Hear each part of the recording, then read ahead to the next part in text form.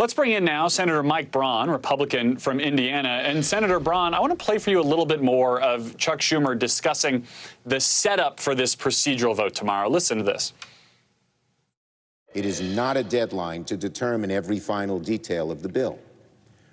All a yes vote on the motion to proceed simply means is that the Senate is ready to begin debating and amending a bipartisan infrastructure bill. I understand that both sides are working very hard to turn the bipartisan infrastructure framework into final legislation.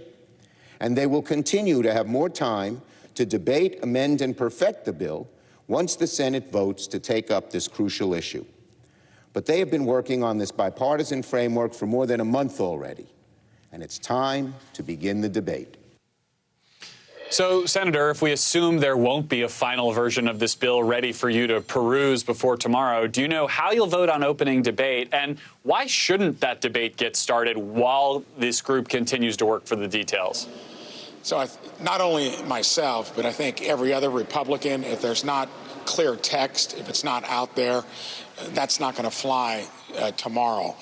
This has gone on a month, and sadly, most of us know that we need to attend to our infrastructure.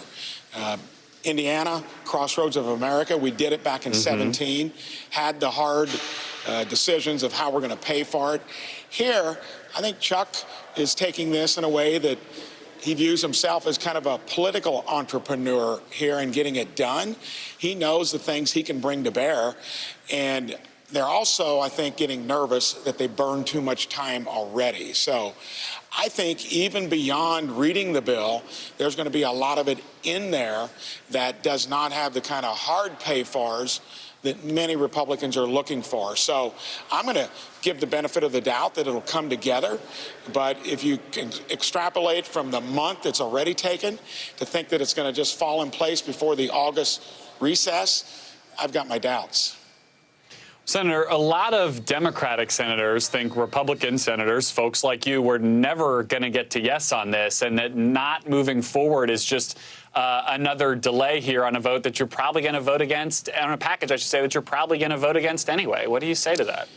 I really think on hard infrastructure, roads and bridges, now let's throw rural broadband in there, inland waterways, rail, you know, the stuff that you normally put in that category.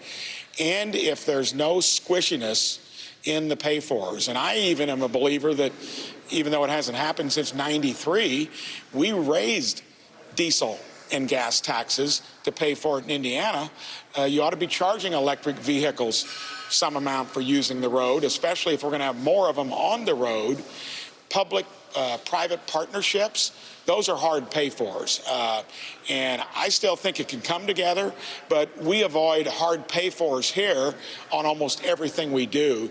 That's what bothers me in terms of not taking what we all know we need, the lack of political will to get that in concrete terms.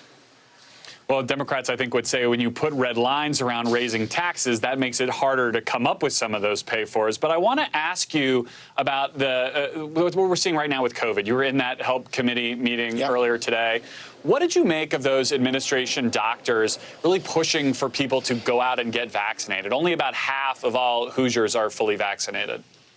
I think it was, if we didn't have the vaccination, imagine the place we'd be in. Some people may disagree with it in principle, but I think it's important to get it done. And I think that in places where they've got a lower than normal vaccination rate, unless you got just a few reasons not to, that you need to get it done. So when it comes to that, that's one issue. When it comes to some of the other stuff that comes along with it, I'm still one that's going to always respect the individual to decide what's best for him or herself. But I think in this case, we could be getting to that point in time where we've already gotten to where the variant might be dictating the landscape. But I look at a place like my home county, where I live, we're down to one case, maybe zero from day to day. So it's working in some places. So it's a tough spot. Getting Fauci out there and doing things then that are going to, like IU, just got upheld through a court that if you're coming to school at our major university there, you got to get a vaccination. Don't know about that. Well, The courts are going to be weighing in on this in a major way. I think that's definitely to come. Let me ask you, do you trust Dr. Fauci as a messenger on this, Senator? And more importantly, perhaps, do you think that your constituents, that your voters do? I think when in the spot he's been in with the uncertainty from the beginning, he's had an answer for this or that that's gone from one end of the spectrum to the other. You know, I was focusing today on how close are your ties with Mark Zuckerberg? Are you on the quick phone call list to weigh in? And I think he stammered a bit there in saying if he is or isn't. Ask him also about would you mandate, and Dr. Walensky, having minors vaccinated before you can get to school, and said, well, I'll look at the data. When you put that much variability in your answers, and it's been that way from start to finish, I think there's a lot of ways that you can interpret what is the truth, what should we listen to. Isn't that science, though? I mean, don't you want to say we're looking at the data? Let me ask you it this way. Do you feel like you have a responsibility, and do you think other Republican lawmakers in particular have a responsibility to talk to your constituents and to urge them to get vaccinated? If your voters may not trust Dr. Fauci, I bet they trust Mike Braun more. I mean, do you have that responsibility? So when it comes to that category of anti-vaxxing, I don't think that is a tenable position for anybody to have for a reason of why not to do it. There are a few other reasons that might have to do with an underlying health condition or something else. But, yeah, I think the data there is shown. Now, whether you're going to take that and force in a way, let's take that question I asked about minors before they get into grade school being forced to do it. I would rely on that being the bailiwick or the decision of the parent, not government. So, yes, we can say what we think you should do.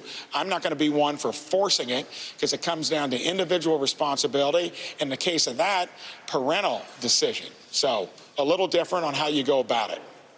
But you are encouraging your voters to get vaccinated if they can medically. I have from the beginning saying that that was a modern miracle to get it done.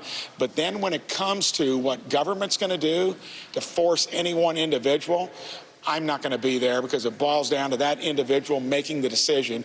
We need to give smart advice based on the data and the science, respecting every individual to make that decision for him or herself. All right, Senator Braun, thank you. I think we're both going to have a very busy summer up there in the Senate. So.